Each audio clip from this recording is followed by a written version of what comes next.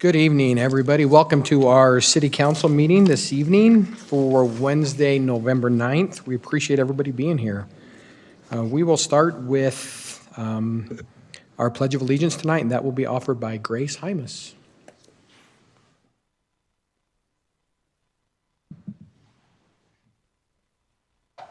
Please stand for the pledge. Ready? Begin. I pledge allegiance to the flag of the United States of America and to the republic for which it stands, one nation, under God, indivisible, with liberty and justice for all.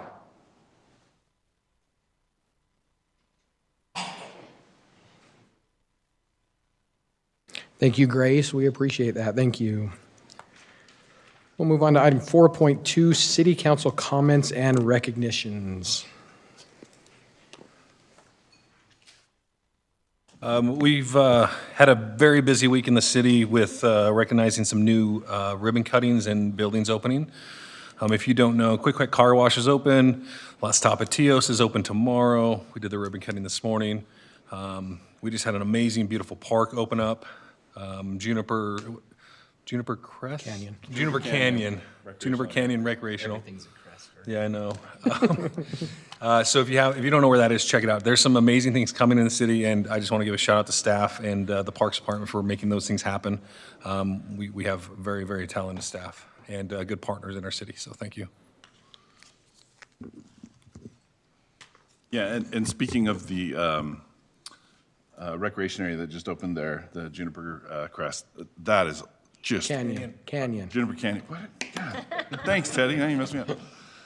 Over at Juniper Canyon, over behind the Lees, the new trailhead and the park there at the trailhead were opened. And if you have not been over there, go over and take a look. It is awesome. That pump track for the kids, and the Rio Tinto donated some huge tires and equipment and old telephone poles and stuff just to make it's really, really cool. And it's just the beginning of all the stuff that's going to be going up through that canyon. So great job, Wendy staff, for the design and getting that all together. It's a much needed amenity over there and a big addition to the city. So thanks.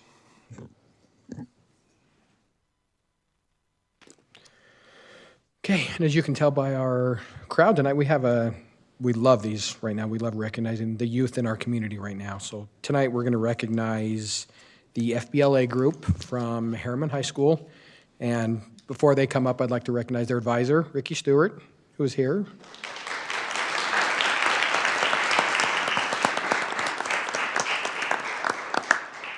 As well as Mr. Q. Mr. Q, can you? Yeah.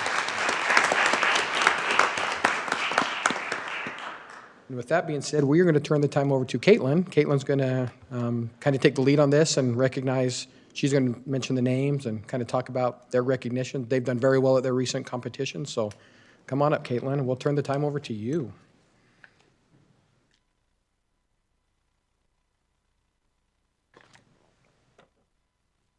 So I'd like to have my team come up, everybody with the banners, if you'd come over.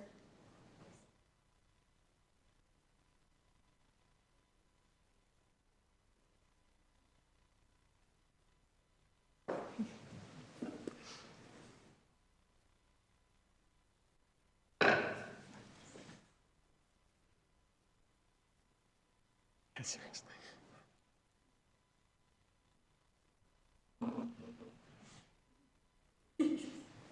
Let's bring that other sign out here. We want to see these. There we go. Okay. So hi, my name is Caitlin Rios. I am an FBLA officer at Harriman High, and over the summer we had the opportunity to take 45 kids from our Harriman FBLA chapter to go to Chicago to compete at nationals. So 6 of these, among these awesome kids, 6 were not native English speakers. They speak English as a second language, and they came to the US just a year earlier. So they beat out over 30 native English speaking teams just to qualify, and so it was a really great experience to have them come with us FBLA Nationals brings together the top 5 teams from each state, territory, and multiple countries to compete. So we had over 15,000 competitors at this event. Over half of our teams made finals. There was only one other kid in our entire district that was able to do that. So it was amazing for us to bring everybody together. In the end, we brought home 2 first place, a second place, a 9th, a 10th. Of these, we had several projects such as an app built from scratch, business concepts that our judges wanted to fund, a district-wide art program, a housing analysis aided by Harriman City, and a viral campaign to send tents to Haitian earthquake victims. We also had the opportunity to have these banners made. They will be hanging in our halls to permanently recognize this achievement. So we'd like to thank you for giving us the opportunity to have this recognition for our chapter.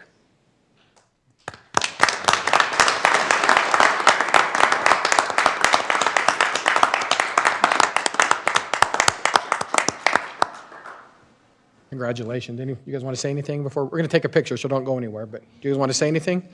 That's awesome. Wow. Congrats. Woo. That's an impressive list. Yeah, so Miss Caitlin lives not too far away from me, and I've known her. She's knocked on my door for every fundraiser, for everything from all the way from middle school on up, and it's amazing to see the progress that she's done personally, but in the community and with this group. I mean, you guys are some talented young individuals, and it goes to prove we have amazing advisors, an amazing school program, and your admin there are amazing too. So congratulations. Congratulations. Should we take a picture? Let's do this.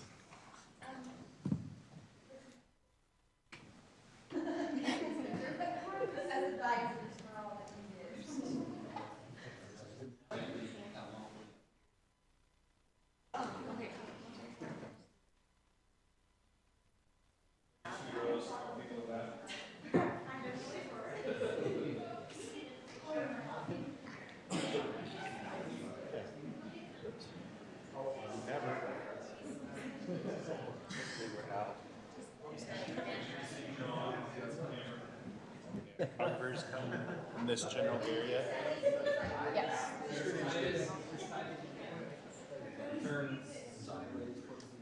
Ricky, you gotta stick your head out a little. Doing those twin ears.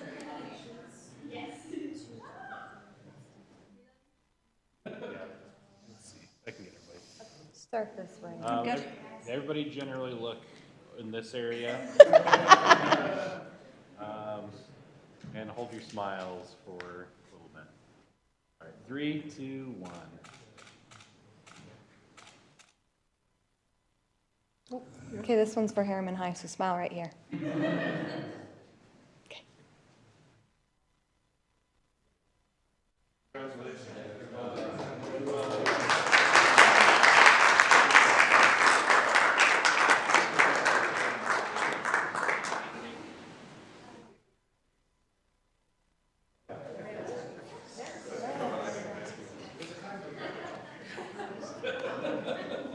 So actually, they asked if I could speak while they're sitting, and I said, oh, no, no, no, no. And then I thought, maybe it is time. They talked about the immigrant students that came in. I think it's important for the city to know that when I first got to Harriman 4.5 years ago, we were at a 4% minority population at Harriman. This year, 4.5 years later, we are at 28% minority population. And anybody that says that it's a burden is really missing. These are phenomenal students. Most of them are coming from Venezuela, and they value education, and they're working hard. I think the hardest thing for us, when they first got here, I told people I got caught with my pants down because we were not prepared. So we had large classes trying to learn English, and I think we've adjusted to that some. But we've come across a device that the teacher can put in their ear, the student can put the other in their ear, the earbud, and there's an app on a phone, and as the teacher talks, it translates with a 1-second delay. And we've got some pilots going. We had a gentleman that sells insurance. He made the horrible mistake of coming into the school and asking how he could help. So the teacher talked to him, and the device translates it. It's close. This has 40 languages and I think over 100 dialects. So when we had it keyed to Spanish from Mexico, so he's from Venezuela, so we tuned it into Venezuela, and as the teacher spoke, it was like this. Oh my gosh. So we've got some business partners stepping up, trying to get some of these devices going, and we're excited about, in fact, Deloitte Accounting, Daybreak Living, a lot of parents from Harriman and South Jordan have stepped up, and it's been amazing. And it is a game changer. Our goal is to get them off the devices as quickly as we can because they've learned English. But they are learning English quicker because they can hear it in Spanish and in English. So when they talk about the success of our immigrant kids that are applying for asylum, it truly has been an amazing task. And to go onto a national stage like that and win is amazing. So very proud of them. And now I'll shut up, and you should never ask if I have something to say, Wendy. Okay? Thank you.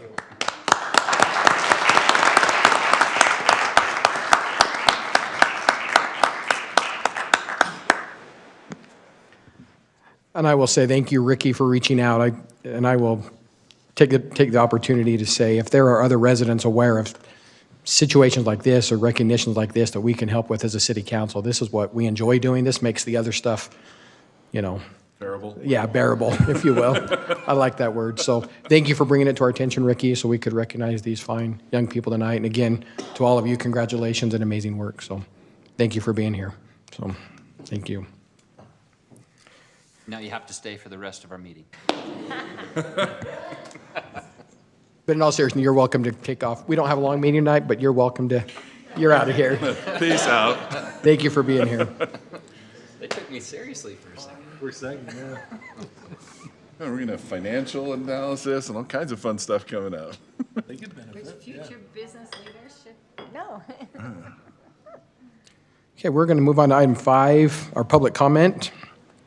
Audience members may bring any item to the city council's attention. Comments will be limited to 2 minutes. State law prohibits the council from acting on items that do not appear on the agenda. Public comments for this meeting will also be conducted electronically. Any person interested in addressing the council may submit a comment by emailing recorder@harriman.org or by visiting harriman.org/agendas and minutes, where there's a link to fill out an online public comment form. Your statement will be incorporated into the public record. So tonight I have 2 public comment forms so far. We'll start with Lawrence Horman. If you could come up and just state your name.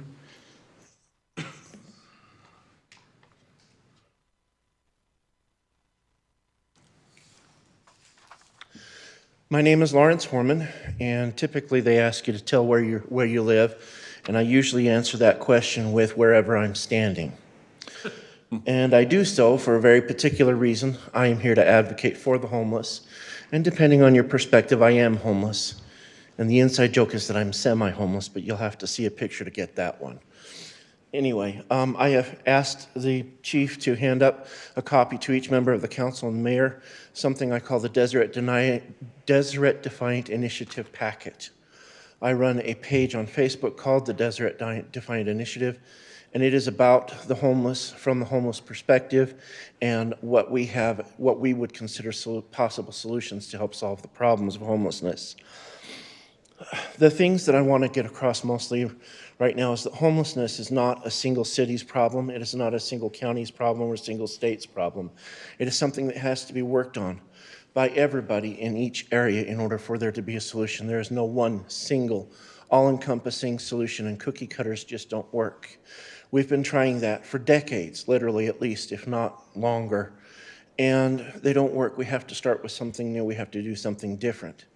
And the thing that will help solve homeless problems and make them more effective and make it so that those who are homeless become housed and stay that way over the longer term is to start with housing, and then to follow that up with continuing supportive services that last beyond 30, 60, or 90 days. Everyone's problem when they became homeless is different, each one. There are similarities between one person and another, but they're individual things all affect what each person does or how they became homeless, how long they stay homeless, whether or not they can get themselves out of it without help or with at least some help. But most people who are homeless will need help. May I continue, or? You take a few more seconds. Okay, thank you. If it helps, I'm on the Coalition for the Homeless, so I can represent an organization. I heard there was a 5-minute limit there. Anyway, I would encourage you as members of the City Council. The state has the money, the county has influence, but the cities are where the groundwork is done. It's where all the effort gets put in for anything to get solved. And I would encourage you to keep an eye on what's going on in your city, to help out, to work with other cities around the county and the county itself and the state to solve the homeless issues. And in the process of doing so, please include those who are homeless in making your decisions. You'll find it easier to find out what the problems are and how to solve them more effectively if you do include that. The basic facts are, from what I've been able to see, and no, I can't quote you where I got the information from, I have seen some statistics, but the basics are that the problems among the homeless that are most often pointed out because they cannot be hidden from the public because those people do not have homes, is crime, mental health issues, and drugs, a specific crime of drug use. The percentages are so close between the housed and the unhoused as to those things happening in those populations that they are almost insignificant. They're not unquantifiable, but they are almost insignificant. The difference is that the homeless do not have anywhere to go and hide when they do these things. And the only way you're going to solve the reason I bring that up is that most of the people who are homeless are like those who are housed. They work hard. They have jobs. They seek to do and have only the same things, the basics of life. Food, clothing, shelter, a place to have dignity. I'm not talking about giving into pride. I'm talking about basic human respect and dignity. If you seek to help the homeless find these things, you will help them find a home that they can stay in and be a permanent solution rather than just cycling through the system again. Thank you. Thank you, Lawrence. Appreciate your comments this evening. Andrew Lawrence.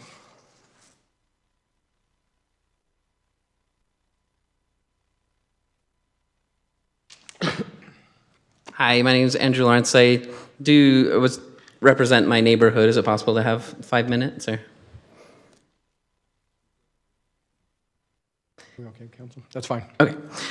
So I sad that the kids left because I was going to make the joke that I'm the other end, the unbearable thing that you guys have to put up with. So I appreciate you guys interacting with me, especially Blake has worked really hard. And I know I've been a thorn in a lot of your sides. If you recall, the last time we met, we were talking about the MDA of the Crescent piece bordering my house. So you guys came to the decision that we weren't going to put it in the MDA, we weren't going to make a deal of removing the soil, but we were going to follow all the local, state, and federal laws. And so agenda item 10.1 tonight is the action levels of lead removal. I'm not sure exactly what Blake's going to talk about, but I just wanted to be clear. Blake has done a great job, but there was some confusion, and he can correct me of the things that he was telling you guys and things like that. I don't know if it would have affected your decision, but in reality, the control and the decisions are based, the city has that power. You guys get to set these limits, and you guys get to set these institution controls and things like that. So EPA, if you guys remember, there was instructions that they gave to the city, and they gave a range of what the level of lead in the soil could be. So basically, from 15 for a non-residential area, so it was basically 1,500 parts per million to 4,000 parts per million. At some point, Harriman, and I'm sure it was before all of you guys, at some point, Harriman decided to go above that and go to 5,000 parts per million. And I know the state folks have been trying to get you guys to come back to the 4,000 level recommended. To be clear, in this berm, the soil is in between that 4,000 and 5,000, so it's like 4,500, 4,600. So it's definitely important. So that would be my definite recommendation is the letter of the law. Obviously, you guys need to lower it down to what they've recommended, to 4,000. The spirit of the law was that you guys get to set the safety levels. And part of when the Planning Commission recommended that you guys look at some of the surrounding areas and other scientific things that to see, what could be a safer level. My research would be closer to 2,000 if you're directly next to a residential property. Once again, there's a range that they gave us, and it was the idea was that you guys could set it where you think it's appropriate for each specific site. And then another thing that was brought up in the Planning Commission meeting was the attorney that was there. It was the substitute attorney, I guess, so he didn't have all the answers. But there was questions of, okay, if we change these laws, or this ordinance, how is that going to affect existing things, and especially this deal with the berm? If they haven't finished their deal, or at what point do these laws affect that? So I'd love that to be addressed tonight. So thank you. Go ahead. Make a quick comment. Andrew, you said a thorn in our side, and I just want to say thank you for participating in the process, because our job is simply to represent our neighbors, the residents here in our city. And so even if we disagree or we don't hit the same chapter or the same book, it's so important because it makes elected officials more diligent, and it just more responsible for our decisions when we have people who will be actively participating. I'm not suggesting that we wouldn't do that anyway, but it is such a critical part of this process. So thank you for being a thorn in our side.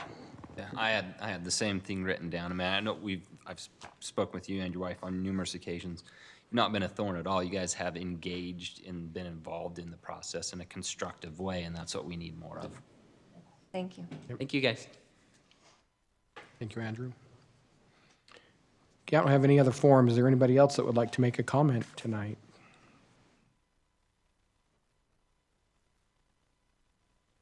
Okay, seeing none, we will move on to item 6, our city council reports. Jared, do you have anything tonight? Teddy? We had a couple board meetings this last little bit. Our sewer board met on Tuesday morning for our 2 meetings this month we do. Typically we only have 1 meeting, but it's our budget session. We went over our budget over the year and what is going to happen next year. We are not increasing any rates, but we've had an overall budget increase of 3% total. They've been able to go through and cut certain items and tighten up some mechanisms and some procedures. A couple of items that came up to question, a couple of key items, was cost and access to materials and chemicals, long lead items, and employees. Vehicles are some of those long lead items that every jurisdiction, every entity, every group is dealing with, the city, the water board, the sewer board, everything. So, but that was a pretty interesting fact that we've only increased our overall budget by 3%, and it's pretty substantial, even with our cost of living expenses and raises. The other meeting we had was our OHV meeting. It got postponed and concluded on to next month. But we're seeing some progress there of having some good community partners and hopefully having some action items this next coming year. So that's it. Thank you. Sherry? So tonight on our agenda, Wasatch Front Waste and Recycling will be addressing us on 8.1. So I will defer to my great colleagues, Pam and Paul, for a report on that. I was obviously not to most of the work meeting because we had our Jordan Valley Water Conservancy District Board meeting tonight. A few things from that. I'm always a bearer of bad news. But I guess it's important to understand, okay, first of all, I'll say the good news. This latest storm right here, 5 inches of precipitation at Snowbird in the form of water to go towards our storage bank. So this has been a phenomenal storm for us, a really great storm that's full of water. So it's snow, but in the mountains, but it also contains a ton of water. So super grateful for that. Hopefully that we just keep having these storms come in and we don't hit a big long lull and we can continue. But this is a great base for us. So grateful for that. Hopefully we can continue to have that. And then our reservoirs. Last year at this time, do you know what percentage of storage was in our reservoirs? About 50% of capacity. So this year we're down to about 38% of capacity. So I just need people to continue to be aware of the drain on our very finite resource that we continue to have. And I don't mean to do that to scare people, but just to encourage people to continue to understand the need for water conservation anywhere and any way we can do it. October was a little bit high for us as far as water usage, and it's because it was warm all month. And so people think, oh, my lawn needs watered. Well, it probably did at the very 1st of October, but we get in these habits of doing those types of things. So, and obviously it's just one issue. I think that I don't know if you guys are aware, I just kind of found out Monday, but I think they spoke about it at COG, but the county has decided to set aside a chunk of money, and don't quote me on this, even I'm recorded, 2.1 million, I think it was about the amount of money that they were going to set aside for turf removal for municipalities. So I know our team has been working hard to try and figure out, to put in for that to do a grant application for that. But I like that they were really, we do a lot of focus statewide at residents, and can you, non-essential turf, can you flip your strips, those kinds of things. But I love that the county took a different angle and started saying, well, how can we incentivize municipalities to really take a look at some of their properties and things like that too, to see if we can help them with some of that turf removal. So I think anything like that we can get behind and participate in and really evaluate what we can do to, the issue's not going away. If we have a great snowfall this year, it's not going to take us out of the drought. We can't be at 38% of capacity in our reservoirs and think a great year is going to make everything peachy. So we just have to continue to work with our legislature and even locally to make sure that we are promoting good conservation, good legislation that requires when we build new structures and things like that, it just simply says we live in a very dry state and we have to landscape accordingly. And not only landscape, but there's been fixture bills and things like that really help, little things that can help reduce our footprint on that. So that would be mine. Thank you, Sherry. Steve? Just to go along with that, and this ties in with my report from Monday evening, we had a meeting with the Wasatch Front Regional Council with a lot of the neighboring cities, Bluffdale, Riverton, South Jordan, West Jordan, Harriman, talking about some of the regional transportation plans for the next 20, 30 years. And as we broke out after the presentations, we're having some kind of one-off conversations. One of the things that we were talking about was the Kim Gardner Institute talking about their projections for growth and what the population growth was going to be over the next several years. And they were predicting that, by 2050, we're going to go from a little over 3 million people to close to 5 million people. And I asked the question, I said, well, that's awesome, but if there's no water, who's going to come? Are we sure we can handle 2 million more people? Like, how is that going? Why aren't we using water more appropriately as a limiting factor in what we can or can't do? And it was an interesting conversation that a lot of people were going, I never thought about that before. But I was talking with Representative Perucci, re-elected last night, so that's awesome. I'm glad to have her. She was mentioning that they have been talking at the legislature, I think this was your suggestion, about starting to understand water usage better. What is the actual water usage, net water usage, an understanding that some cities and counties and municipalities and states count water usage in gross. And then others consider water that, if you turn on your sink and the water just goes down the drain and goes back in the system, that's a net zero because the water just stays through. It's water you put into your grass and other things is where that water can be kind of lost out of the system. So just new ways of measuring and monitoring our water usage so that we can really compare apples to apples among municipalities from state to state, really understanding what's happening there. So anyway, exciting things are happening around water in our understanding of it and how to better use that finite resource, as you said. So I was excited about that. The other thing about that meeting is they talked about the fact that they have a set of 10 goals that they use that drive the decisions they make about the priorities for regional transportation plans. They start with the goals, they look at all the priorities, and then they weigh them out and they figure out which projects are going to get funded and when. And I noticed that when they go through that process, the number of projects that get funded for the southwest part of Salt Lake County seem disproportionately low. Really? Yeah, no, it's surprising. And so I said, okay, well, if there's a set of goals that you're adhering to, when were these goals established? When are they, how often are they reviewed? What is the process for weighing those goals and looking at them? And they said it's been quite a long time since they revisited and re-weighted those goals. So they did take away from that meeting our request to start a process of reviewing those goals and re-weighting those so that it might affect how those decisions are made going forward.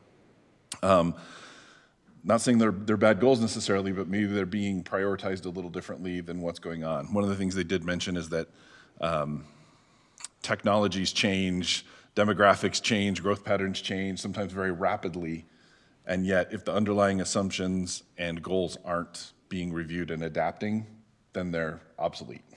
And so that could hopefully affect, next summer they start the process for reviewing the next plan, and so there'll be an opportunity for us to participate in developing the next version of the process and maybe have a little more influence on what those goals and plans are.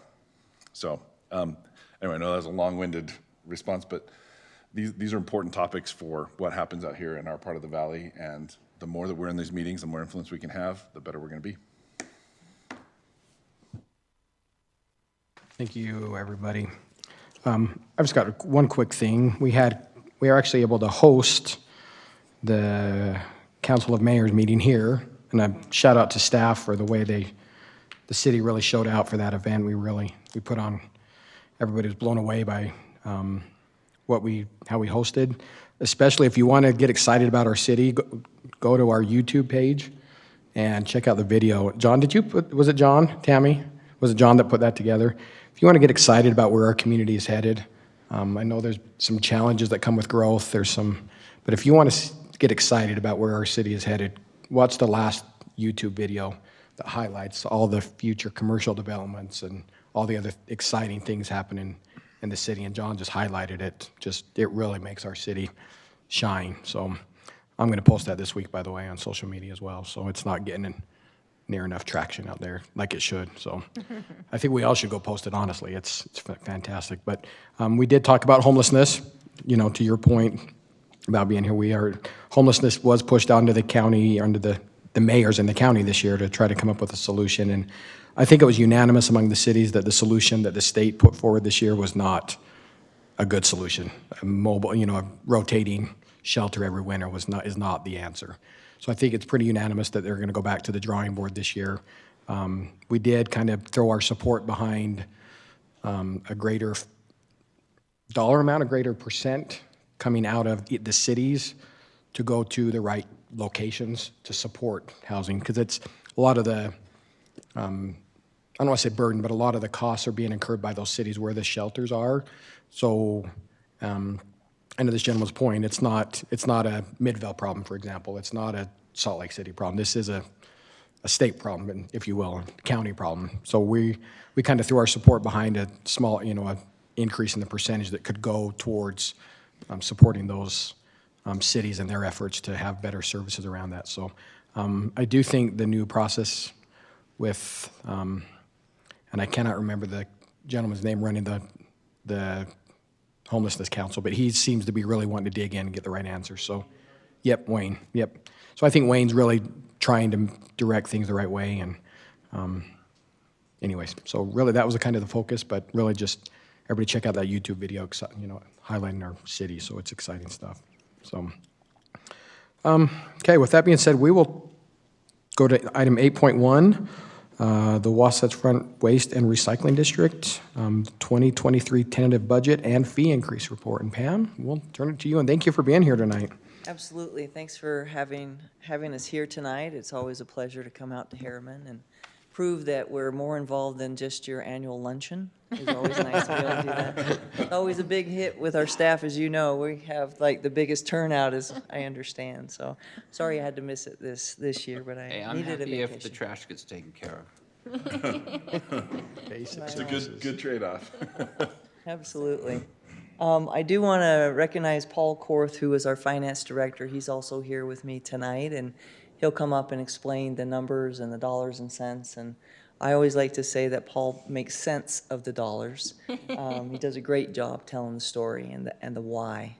So Paul joined us in 2019, January of 2019, and he has been instrumental in supporting what we do and telling the story to staff so that they understand the importance of tracking costs and hold themselves accountable. So I'll not steal his thunder and let him come up here in a minute. I also want to recognize our board chair, Sherry Orn, Councilmember Orn, who's been serving for the past year as our chair and then the year previous as our vice chair. And Sherry, just a personal thank you here publicly to say I've always appreciated your questions and basically making sure that we are doing the right thing for the right reasons, which means a lot to me because I truly value public service and want to make sure that we're providing great service for our residents for a low cost as possible. So thank you. You'll still be on the board though after this next year, right? Well, these guys kicked me off. It's yours. Make sure she stays on. Okay. There's my plug. All right. So let me get on to the report. Coming into 2023, we looked at our finances, our fund balance, and our cash projections going forward. With the increased costs since the last fee increase in 2018, and I want to note that we have not had a fee increase for the past 5 years because we have absorbed some of those increased costs related to salary market adjustments to try to keep competitive wages for our drivers. We had underspent in other areas. We did have higher costs in recycling because commodity markets changed in 2019 quite a bit. And then the double-edged sword of that, and Paul will go through that, but we had staff shortages. So we have staff shortage with CDL drivers, which is a challenge for any industry trying to recruit and retain CDL drivers. I do want to thank the board for supporting salary market adjustments again for 2023 so that we can recruit and retain the talent that we need. I think we'll see some hopefully some movements on those 5 vacancies we have right now. But coming into the budget season, we talked to the board about these increased costs and asked, you know, I'm not hearing from the residents that they want to, you know, take away any service level that we provide. They want to keep the weekly recycling. They want to keep the scrap program, the trailer rental, everything. So we talked to the board. The board agreed. Let's not change what we're doing. Residents really do love the services that we give. And so we will continue. One of the big priorities was to keep everything, sustain the services. And with the weekly garbage recycling, seasonal services, and I just talked to a resident about the leaf bag site that's out right now, will be there for till the end of November. And residents can drop off their bags of leaves at the trailer. And we have the central glass collection. I know we did have the thought of having a glass site out here, and we'll continue to do that. Discounted trailer rental for bulk and green. And then you know that we changed the area cleanup program, which was where we can deliver those containers in the street. And we had to change that because of staffing shortages. I want to make sure everyone understands that the number one reason why we had to change that was because we did not have enough CDL drivers to implement, deliver those 124 containers every day out on the street. So, and then the other factor was COVID. Already having staff shortages, knowing people were going to get sick, it was important to try to keep some way for residents to get rid of their bulky waste. You know, going forward, the board has asked that we as staff try to find a way to do something with that program because residents are just not that happy about it. So we're going to come up with some ideas. We've been hearing from residents, councils, and I'll present those to the board as we go forward.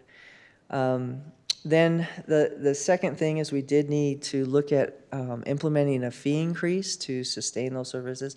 Oh, I almost forgot. The can repair replacement is so important. A lot of residents don't know that if you have a broken can or your lid flies off or whatever, you just need to call our office. We'll come and replace that broken can. It's part of your monthly fee. If you have a broken lid, we'll take care of that for you. No extra cost. And then the landfill vouchers that are here at City Hall for residents to haul their own truck or trailer load, or if they can put it in their car over to the landfill, we'll pay for that fee at the Trans-Jordan landfill. So anyway, jumping back. It's great. Oh, questions? Oh, you did. Well, there you go. Right over there at the desk. We only Pick one allow up. so many per resident. Thanks for setting that limit. Yeah. So looking at implementing a fee.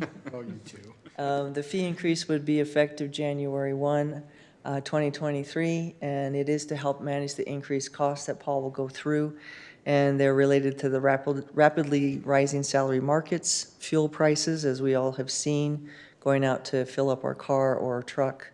Maintenance shop rates, we're seeing an 8% increase going into 2023, and we contract out that service, and as you can imagine, those big trucks need some maintenance. And then we also have the purchase price of those trucks and the purchase price of the cans. So you think about fuel prices going up, those cans are made from petroleum products. So that's going up too. So we are looking at a $2.50 per home per month fee increase. As I mentioned, it'll be effective January 1st. Residents won't actually see that until they get their bill in April for the first quarter. We bill on a quarterly basis. And we do that to try to keep costs low because we do have, if we do it monthly, of course, the costs go up. I'm sure you understand that as a city. So when they get that first bill, they're going to see $58.50 on that bill versus the $51. The annual amount will move from $204 a year to $234. The last fee increase, as I mentioned, was in 2018, and that dollar amount was $2.25. I did put a bullet here for the town of Brighton. Paul and I visited with them last night. They will receive a fee increase of $1.25 per home per month for each. They have full-time residents up there, and then they have seasonal residents that we provide services. Now, you might wonder what that's all about and why they're different. We don't do curbside up there. As you can imagine, that we can't. So we have front-load dumpsters in central locations up there. And then we also have a garbage compactor at the top of the loop, which the city now owns, the site anyway. So they're going to be doing the snow removal, which will be nice. And then the other fees that we have will be associated with the front load dumpster services. Trailer rentals will go up slightly, glass subscriptions, and new fees for second garbage can and second recycling cans. Just so you know, and the board asked for me to come forward and talk about any kind of cost-saving efforts that we've made over the years. And I started back in 2007, July of 2007, as a division director under Salt Lake County. And I think you know the evolution over time that the county created the administrative control board because the cities wanted more say in services. So it brought the 4 major cities, including Harriman, to the table with a seat on the board. And then over time, they said, we want more control. We want to be able to control the whole budget, not just everything but personnel. And so we launched in 2013, January 1, 2013, and became our own organization. And then just recently this year, we became a local district. Yeah. So totally independent entity. We operate as an enterprise fund under the state statutes, and we have Money Management Act rules that we follow related to that. I'm going on, I apologize.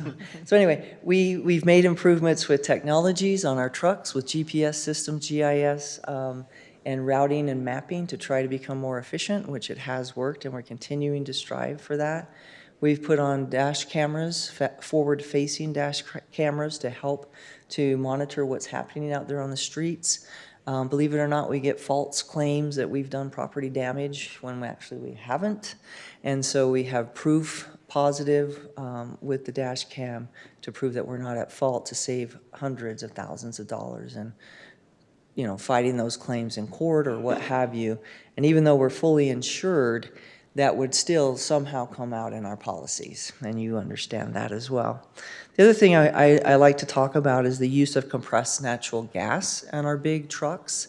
Those trucks get less than 2 miles a gallon, so you know, and that might seem shocking, it may not, but we purchase over 500,000 gallons of fuel every year, no matter what type.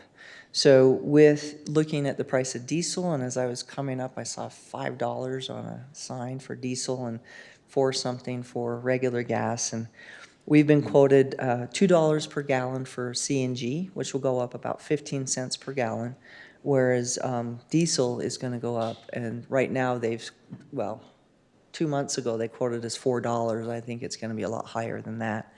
But the majority of our heavy equipment is compressed natural gas.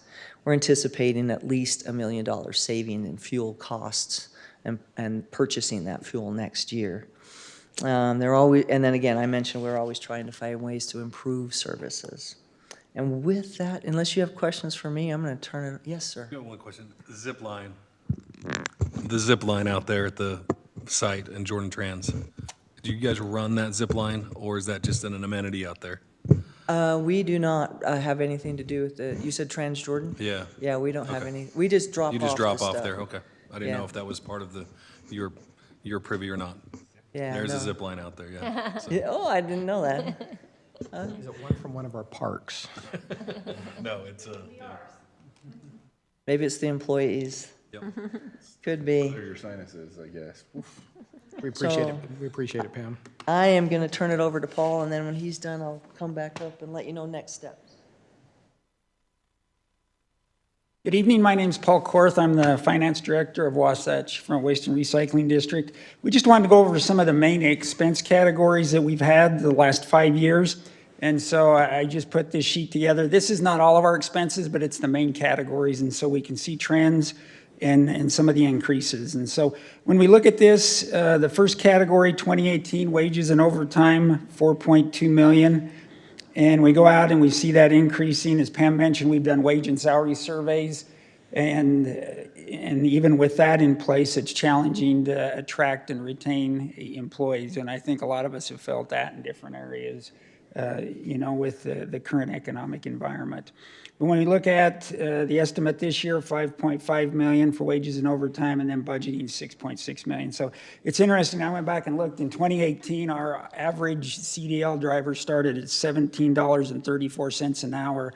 I went back, I looked at 2022 through August, and they started at $24.19. And so almost a 50% increase there, and we're still finding it challenging at times to attract and retain those CDL drivers. So, and one of the things that occurred over time with this was now we pay for experience, and that has helped us somewhat, instead of starting everyone at the same wage. So we can go down and look at fuel there and see it actually decreased in 2019 and 2020, pretty stable. And then it's increased last year, this year, and we'll see where that ends up at. Pam mentioned, we talked to the entity that helps supply that and has some estimates and quotes for us.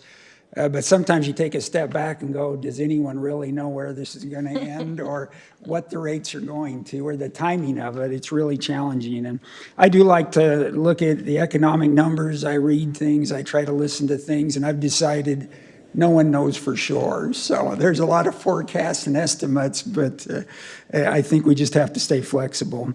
With maintenance, that was $2.6 million in 2018. You can see that trend line increasing. We anticipate that it'll go up approximately 8% for 2023. Disposal fees, I put this in here. It really hasn't increased too much. And the reason for that is our refuse tons have not increased over this time period. They went up 1 year and then they've come down and they've stayed relatively stable, the tons. And then we also initiated an agreement with Salt Lake County where if we take refuse to the landfill, we get a discounted rate versus what we were paying before, and that's helped us.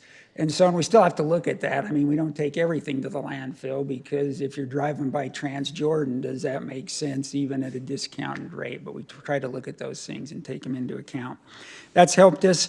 Recycling, you can look and see, and this is just the cost we pay per ton. It is not the fuel and maintenance and wages that go into collecting the recycling, but that's the cost we pay per ton. And we have had months during the last years where we've actually been paid for recycling, a few months. Not as many as I'd like to see, but we have had some. And so you can see the volatility there, though. Recycling approximately 894,000 in 2018, went up to 1.3 million in 2019, decreased in 2020. It was way down in 2021. And then it's increased really the last couple months, the recycling costs that we're paying. And so that's volatile. It's based on commodities markets. And I don't know how many of you watch or look at commodities markets, but they really can change quickly and are volatile. To me, it's kind of fun, but it's kind of fun in the sense that, wow, there's a lot of dollars tied to these markets too, and people are making money or losing money, and it is challenging to predict that or know what's going to happen. And so we have those total of those categories, the expenses, we can see the increase there. And then the other thing I wanted to talk about was our side load trucks. We can see the history there, and these are the side load trucks, CNG, and in 2021, we paid $328,000 for a side load truck. This year, we ordered 8 trucks last year. It was actually less than $351,000. The vendor came back and said, hey, we can't do it for what we originally quoted you. So we went to our board, got approval for $351,000. And then they told us at the end of September they cannot meet that or we're not going to get those trucks.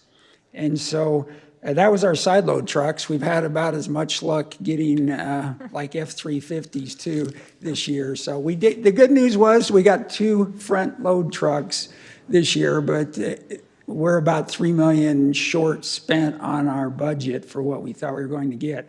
And it saves money on one hand, but long term, we can't do that. You have to have equipment. And so fortunately, we'd started to keep a few of our trucks a little longer because we wanted to look and see what those expense costs were if we keep them those years and kind of do a sample. of that, and so we have enough trucks, and we're okay there, and then we've sold less this year.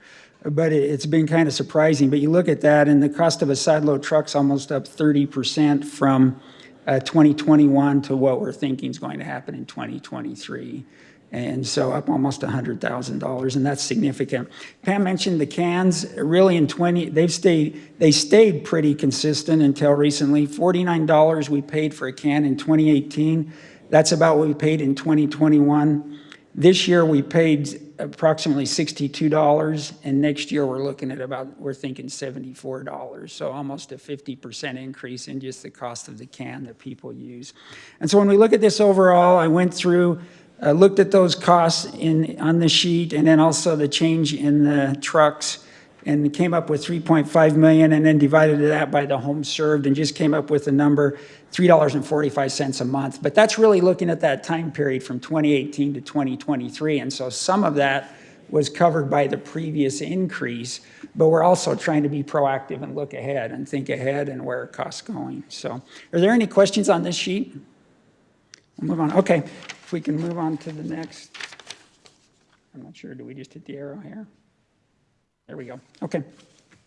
And this is like a cash projections that I put together.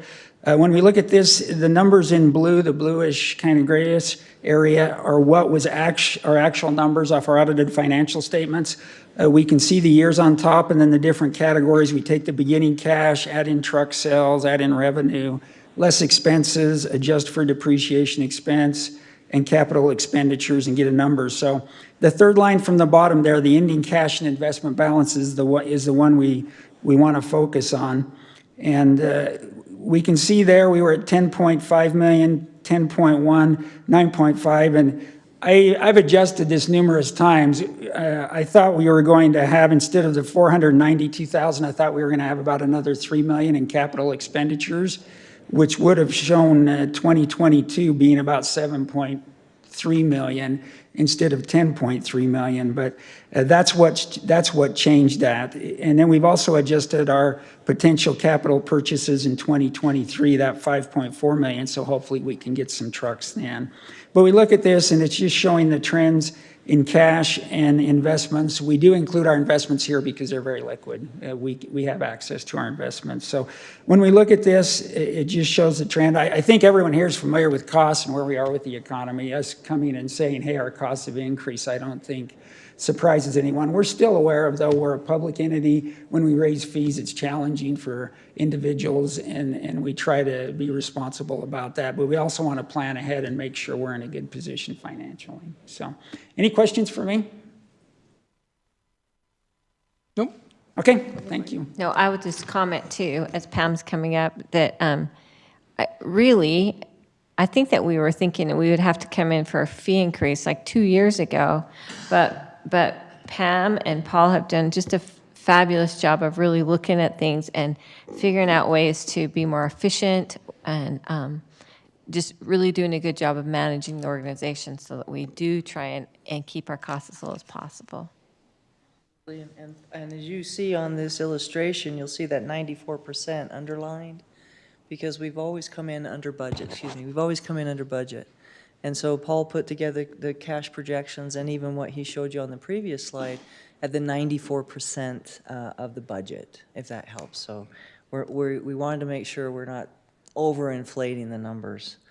To get into the steps, the board did tentatively adopt the tentative budget on October 24th during their board meeting. So now we have the public hearing that will happen next Monday at 6 p.m., and that will be held at our offices at 604 West, 6960 South. That is the Salt Lake County Public Works Administration building. We lease the space of the first floor, and we have our offices inside there. We'll also have a link online, and the public notice we put out notice last week, and then we put it out again this week, as we're required to do. And we've been trying to get the word out to all municipalities. And there will be a link to if anybody wants to participate online. And then I have my contact information right there. I welcome questions from anybody in the district, any elected official, staff member or resident that has concerns or questions, and I'm happy to field anything. Yeah. And we also have a great website, wasatchfrontwaste.org. Everything's on there as well. Perfect. We appreciate it. Question? Teddy wants to know where the vouchers are at. Customer service. Customer service. Customer service. Thanks, guys, you did a great Pam, job. Paul, thank you for what you do. Appreciate your partnership with our city. Just took 3 tons. Teddy's cleared his schedule for tomorrow. He knows what he's doing tomorrow. Well, they won't pay for, semi-allowance, it's just a voucher. Okay, move on to item 9.1, our consent agenda. Look for a motion or comments. Make a motion to approve the consent agenda as written. Motion by Sherry, second by Teddy. Jared? Yes. Teddy? Yes. Sherry? Yes. Steve? Yes. And I'll vote yes. Item 10.1, discussion and consideration of an amendment to the environmental overlay zone, chapter 10-15A-4. Blake? It's not as exciting as garbage, but it's close. So, this is, purpose of this whole presentation is just the amendment to the city code, Title 10, Section 15-4A. So, just kind of want to give a little background. The EPA issued a record of decision in 2001. Harriman was brand new at the time, and they split off the south area, called it the Kennecott South Zone. And there's 3 operable units that they split up that affect Harriman, OU3, OU5, and OU6. Out of those, OU5 and OU6, they fall underneath the jurisdiction of the EPA and the county. So anytime any work happens in those areas, we just ask for a letter from the county that says that they have a mitigation plan and that it's all good to be developed on. OU3 is a little different. The EPA gave Harriman City institutional controls. And I put a quote in here straight out of the record of decision that says the land use and building controls are local government function, and it's up to the city's discretion to set the cleanup levels. We have had several meetings over the past couple months with the EPA and with the state Division of Environmental Response and Remediation to go over all the requirements that we have to meet for administering the soils in the OU3. And so really what they gave was recommendations. In the table, excuse me. So the table on the right is straight out of the record of decision, and then beneath that is the current city code. And you can see they broke it into land uses as recommending for the action levels. And then the city council at the time just chose residential and non-residential as the 2 uses. And so they kind of picked and chose what would work in those 2 uses. One clarification I wanted to bring up, because this was brought up when this was presented to the Planning Commission, was the ranges. And Mr. Lawrence brought it up as well. So I read through the record of decision to figure out why they put ranges in it. And the ranges come, you can see they're in the commercial and industrial and recreational areas. The lower end of the range was the typical EPA standard at the time if they didn't have any specific site information for that area. So that was just the safest situation that they could recommend at that level. And then the high end, there was actually a University of Utah study that looked at these exact soils in this area and looked at the bioavailability, and which means if you percolate water through it, does the contamination come out with the water? Does it stay in the rock? Things of that nature. And they created a site-specific action level. And so the upper end reflects what was recommended in that site-specific study that was completed for this area. So they gave the range so the council could be super conservative or follow what the study said or land somewhere in the middle. So that's the purpose for the range. Oh, thank you. And then in the residential level, they just went with what was the current EPA standard at the time. As we've met with the EPA, their new standard is 1,200 parts per million for a residential lead action level. And so there might be a request in the future to come back and lower to that, and there is actually a discussion going on right now to lower even below that. There was a question brought up with the EPA that at some point you're going to get into what the actual, or just the background levels are, and there might be a need at some point for all residential development or commercial development to do some type of mitigation to remove. Is that me? So to remove all of the soil or mitigate the soil even below what natural levels are. So the purpose of this presentation, though, is at some point along the way, the city code was changed to have the action level at 5,000 parts per million in the non-residential property for lead.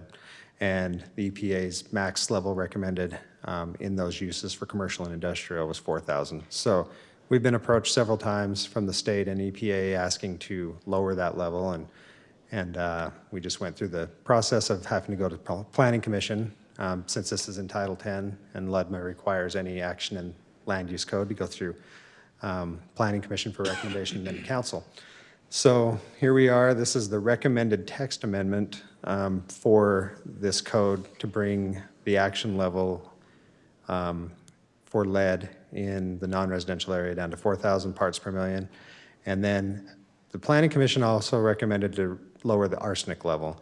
If you look back at the table, the arsenic level is for non-residential uses is for commercial and industrial is 850, but for recreation open space is 300. So the Planning Commission felt it was appropriate to go to 300 parts per million in arsenic.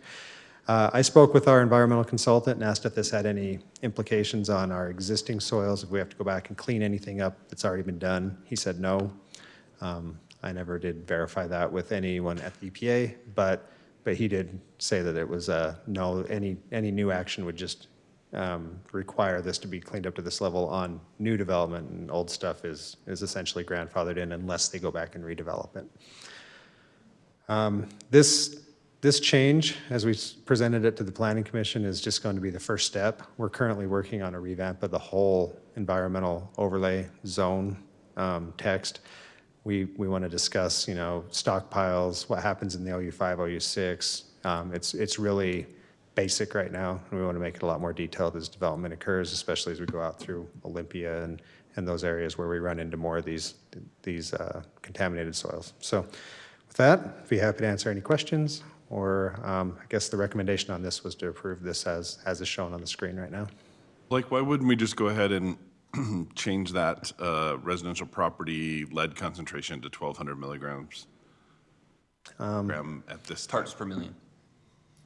Milligrams per kilogram, parts per million. We weren't asked to change that from the EPA at this point, and we anticipated we would look at that with the full change or update in the text amendment as we move into that. Currently, the only soils that would be falling under residential, there's one development along Butterfield Creek that is currently in the process, so they would be likely falling underneath this code since they're applied before it would change. And the other ones would be Olympia, which they're a long ways out from developing out there. So we figure we have time to change it with our next update. Fair enough, thank you. The only thing that concerns me about that, though, is if we all of a sudden start getting applications in on Olympia or something. I mean, what's the time? They're moving dirt right now. Yeah, so They're digging holes behind my house. It concerns me that we don't get it in time because you know what I mean? This would be, so this part of Olympia that it would affect would be way out Butterfield Creek, left of where it says OU5 on your screen. Any of the other stuff that they're currently moving is outside of the Olympia boundaries. I'm trying to see if that one area. North and west of OU3 and east. I think that line goes right along the Bowles property and the Olympia property. I guess I would ask you this, and I understand completely you want to do, just overhaul it and do it all right, but what would it hurt just to hurry and do the 1,200? And you definitely could. Yeah, It's up if to you the know council. what's coming, I think that's really the point of the question, right, It seems Steve? like And they you've might already- even go below that is what you said, right? The EPA might recommend below that nationally.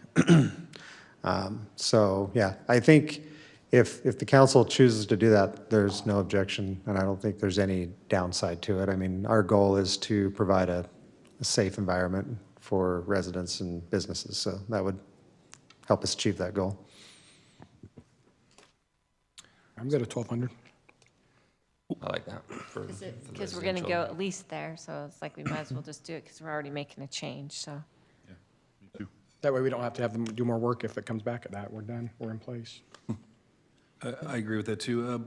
Blake, you said that the ordinance was changed at some point to the 5,000. Do we know when that was?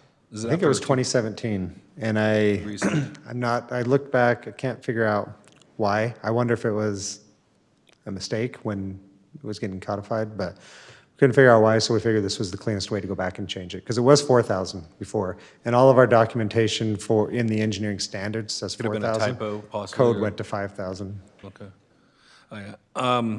So being new to a lot of this stuff and not really have to worry about EPA standards and stuff, but I've done, after I've talked with Mr. Lawrence for a little bit and looked at the site and seen, I mean, I'm glad we're staying with commercial because it has a higher threshold, but residential, I mean, it can be like low is below 400, mediums at 1,000, and high is 2,000.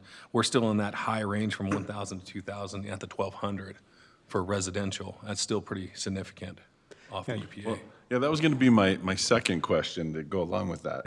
Is if the range is this, is it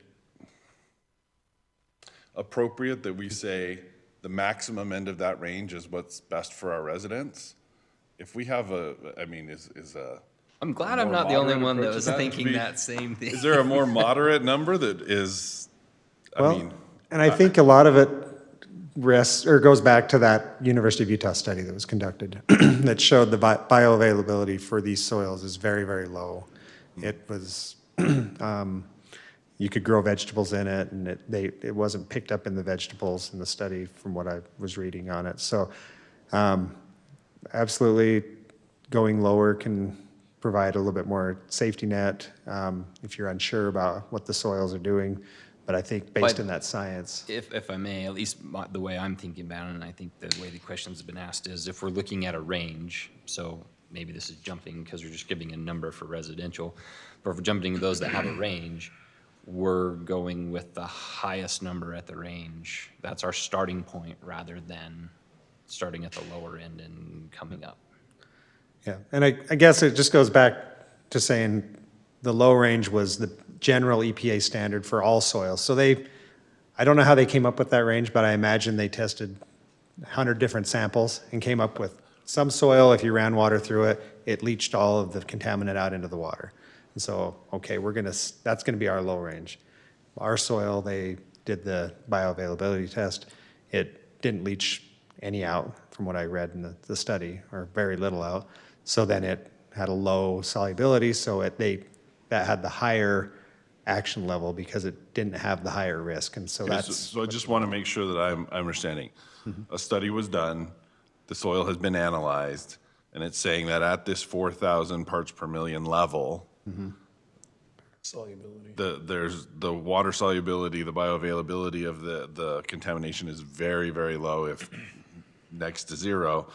And so reducing it below that doesn't necessarily have any additional benefits above and beyond. That's how I understand the study when I read it. That's fair justification for that number. It's just, why that number? If that's the range, why? It was based on the site-specific. I got it. Another thing to look at, and I can share the record of decision with you if you want to really have some riveting reading.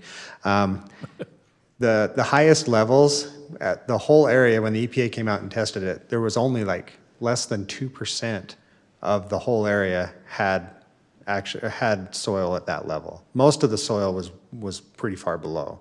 So there was very small amounts that were clear up in the 4,000 or higher range. What's our standard of testing as the city now? Obviously, we're gonna have to go forward, and when they're doing these sites, the soil testing, figure out how we get to that level. And then also the composition of the soil, if it's the same or similar or like material that they tested in the study. Great question. Who does it? What's the process? Yeah. So there's a document we have online. It's the record of decision required us to create a soil cleanup procedures document. It's in the engineering standards section on the website. It requires anybody that develops in the operable Unit 3 area to do a soil assessment plan.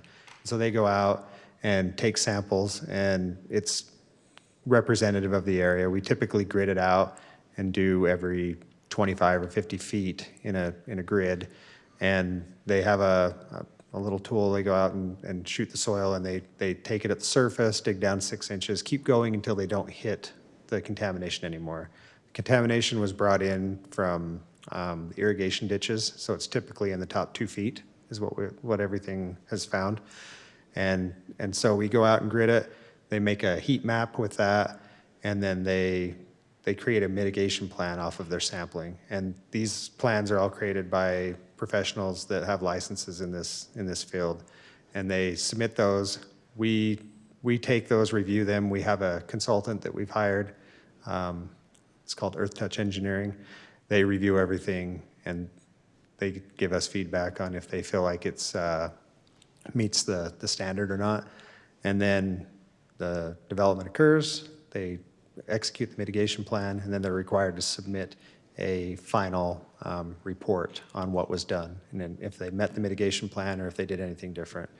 A lot of the recent developments, and there have been some in the past, have kept the soils on site and stockpiled them. And that was one of our big questions we asked the EPA if we could do that, if that was even allowed under the record of decision. And they told us it is allowed, and that's one of the main things we want to go back and revamp the ordinance for, is if it is allowed, then what are the requirements we want to do? We want to have a long-range plan. We want to put the requirement of reporting on that on the property owner, not on the city. That's how we ended up with the Crescent piece, correct? And or we could just disallow it? Could we do that in an ordinance to say that, well, even though you could allow, we're going to disallow that? Yeah, and I think the way we're working towards it right now is if it's allowed, then here are the list of requirements that probably make you not want to do it. It's going to be costly and time consuming, and you're going to have a long range commitment. I'm going to ask one other question, not because I have any doubts that all developers will follow every rule to the T without any exception. But what happens should the follow-up plan reveal that something wasn't done appropriately, or what are the penalties or consequences for that? They don't get to move forward with their development. They have to come back and meet the requirements or find some mitigation for that. So they have to have that done. They don't get to record a plat. They don't get to. Understood. So they have to have the plan and the follow-up to the remediation plan done before they can get permits. Okay, sorry, I misunderstood the process there. We've got lots of opportunities to make sure that it's done. Okay, and a bond, so there's many things in place to assure that's done. Awesome, thank you. Blake, it sounds like you got a good understanding of what we need to do from this point. It's just the text change on the amendment and making sure we have that correct from what I see. Is that correct? This will satisfy the EPA's request. And then we've told them that we're going to continue moving on to revamp the ordinance overall. So that kind of bleeds into maybe my couple of questions. I don't want to go too far back, but so as far as the residential, I mean, if we know that they've changed it to 1,200, I just want to kind of revisit that after going past it all. If we know that they've already done that, they just haven't, say, issued a letter to everybody saying change it, I think it makes sense for us just to do that so we don't have to do this again. But then we jump from there to the commercial, and this is where we have the range of 1,500 to 4,000. And I think maybe where, as a resident, I'm a little more concerned, especially being in an area that borders some of this and my constituents that directly border it and what we just went through with the Crescent piece in particular. We're starting at the high end there for commercial, but to our residents' comment earlier, should there be a different threshold for those areas that directly border residential? So that's one part of the question. Second is tell me the difference between just this text change, because that makes me a little bit uncomfortable to just reading this text change. It just makes it 4,000. It's not a range. It's just 4,000, right? Regardless of the circumstances rather than the range where we could then go to the overlay zone and say, well, this area directly borders this residential area, and we know the history there, and that soil that was moved onto that area, et cetera, where we could then say, well, that area needs to be 2,000, you know, for these reasons because it borders that residence. Does that make sense? Yeah. I 3 or 4 part question there. So I don't think the ranges make sense because it was based on site-specific data. So I understand that part, but my thing is residential versus the commercial. residential does make sense to me to change because it was set based on what the EPA standard was at the time. So if the EPA standard has changed for some reason, the residential lead level was not set on a site-specific test. It was just set on this is what is done for residential uses at that time. So where I'm jumping to next is, okay, well, commercial has a range, site-specific, 4,000. But if it was residential, right, if it was literally 2 feet the other way, it would have to be, in this case, 12 to 1,600, based on what we're talking about. So if I'm Mr. Lawrence's neighborhood, right, I'm really concerned that because it's literally 2 feet on that side of the fence, that it's several thousand higher than if it were on this side of the fence. Or if you're in a daycare. So, so where I'm going with my kind of, at least what I think is my logical thinking, right? Because there's kids there, right? So. But heaven forbid it's a recreational area and open space where you can play and roll in the grass and dirt at 3 to 10,000. That's, that's government for you, right? Yeah, just don't put it in your mouth. So I guess my question is, is there room for us to look at this with the overlay zone, right? So if we put the text amendment is a range for the commercial, and then we have an overlay zone where we can say this circumstance, we feel more comfortable at 2,000 or 3,000 versus 4, is that an appropriate way to look at that? Do we have that ability? This currently is an overlay zone. The blue area is the overlay zone. Correct. I think for the issue in front of you tonight, we're trying to come in line with EPA's. What you're getting, I think, is a fine discussion, but none of us have an expertise, I think, to draw that out. I really think that you would need to engage one of these consultants who could tell you, yes, that makes sense, or no, that makes sense. I don't know that any of us could sit here and then sit in a deposition and say, yeah, we know what we're doing. So I guess my question is, because we're saying that this is the first step of just updating this, and then we go and change the overlay zones. Tell me about that step. What does that mean? Because again, if I'm in one of those houses, I mean, I'm concerned even where I'm at, but if I'm right next to that, having gone through what we just did with the Crescent piece, I'm looking at it going, you guys really screwed this up. So our anticipation, because this was brought to the Planning Commission last April, and then it never went anywhere. So we brought it back after our meeting with EPA, and EPA said, we really want this done right away. Need this done. We said, okay, we don't have time to do the full revamp if you want this done right away. And they said, that's good.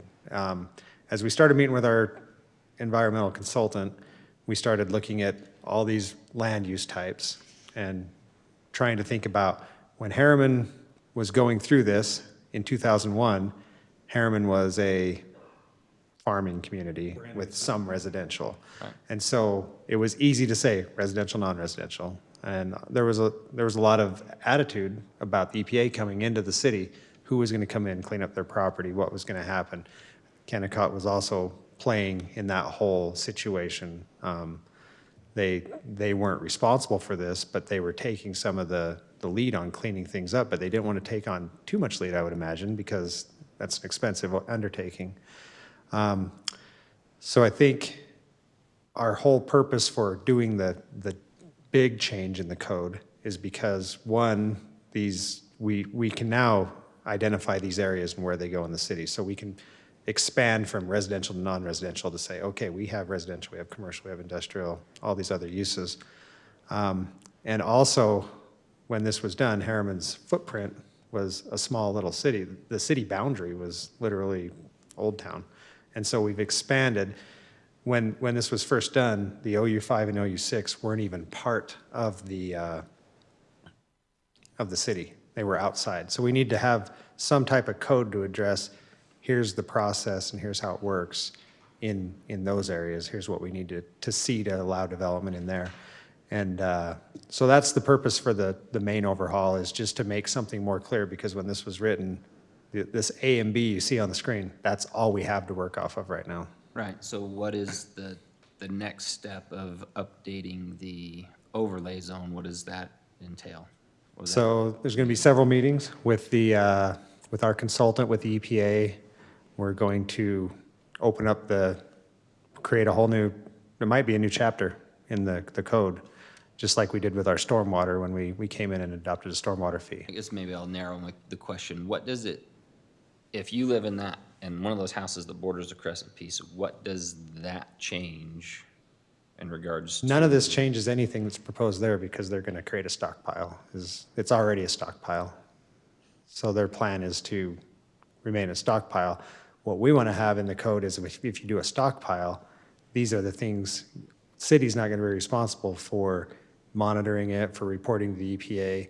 We want the property owner to be legally bound. So there'd be an environmental covenant on the property, and that's what would come out of that code. So the overlay zone is not going to change these numbers. It's just going to say it's one of the OU6, the OU5, the OU3.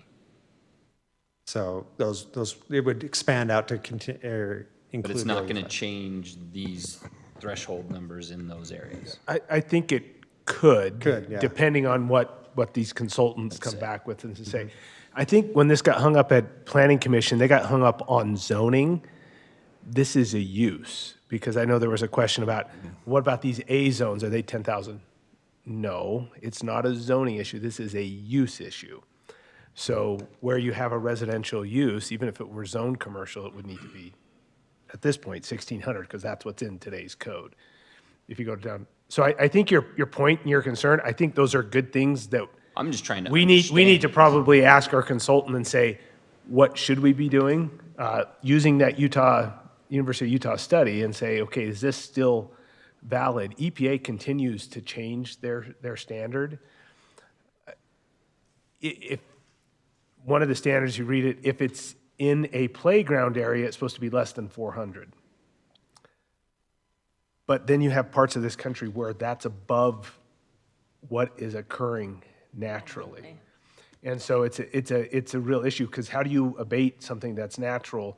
Where are you getting the soil? You're going to have to import it from someplace that has lower.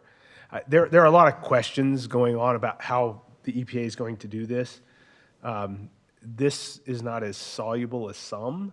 It's not really getting in the air like you see in Portland. They had a big issue. They had a glass manufacturer that was off-gassing lead into the air.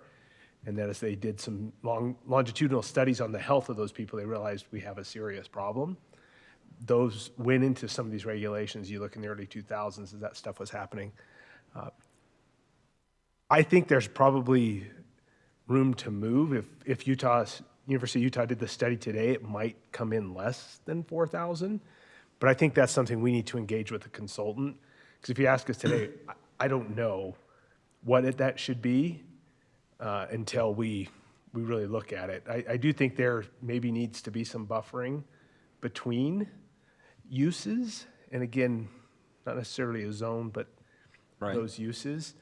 And if you don't want to allow stockpiling, that's great. I think but if we do, because that's going to be asked of you, and this council can't bind a future council, right? They can come through and change the ordinance. I think you just create a situation that it puts it all on that property owner, and they have to make a decision, because they're going to be, this is not something I think you allow them to shift to an HOA. I think they have to retain this.